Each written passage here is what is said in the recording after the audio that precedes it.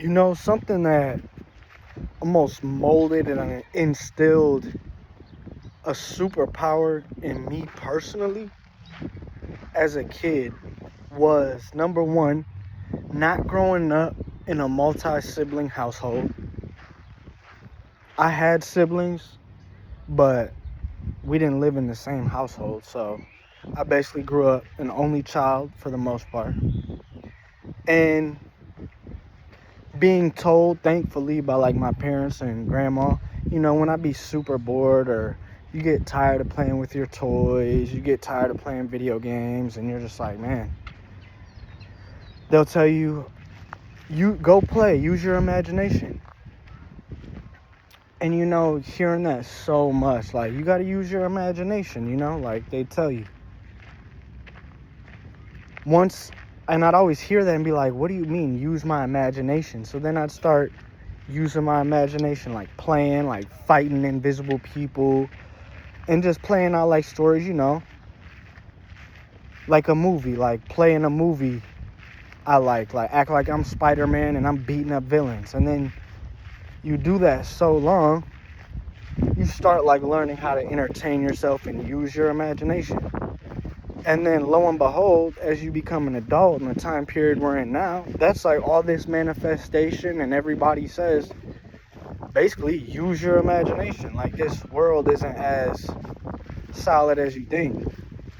And it's like, I could see maybe if I was like grew up in a super, super wealthy household and I had multiple brothers and sisters and everything I desired, like all the new games I just had access to, and basically like if I were a super spoiled person, life almost wouldn't be as enjoyable because I wouldn't have had to use my imagination. Basically, like when you feel like you don't have something, you still find how to have fun without having it. So that's made it easier as I became an adult to just not beat myself up about anything, really. Like, if you don't have the money or relationships you want, it's really nothing to fret about because you're used to it. You're used to basically not having the physical representation of what you want, and you still have fun and make the best of it. And it makes you, some say it could make you cold and detached in a way, but I'd rather be cold and detached or perceived cold and not attached to worldly things like relationships, material, to just fulfill the current moment. But it's just an interesting concept because most people around you are just numbing themselves with illusions, but that's kind of life in general. But a lot of people don't know anything else. They don't know how to just be alone, chill, find peace within, and enjoy the simple things in life.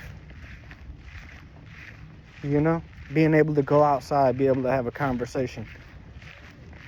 Some people never discover their true power, and they think of themselves so small because they're not using their infinite imagination, basically. Like, people just think they're irrelevant. They don't really realize they're connected to everybody. They don't realize how powerful their voice is. Like, anybody who watches this video, most people aren't thinking about, oh, I can affect somebody across the whole world or make their day better by simply just like making this video, which is free. This video is at 4 minutes out of my day, nothing.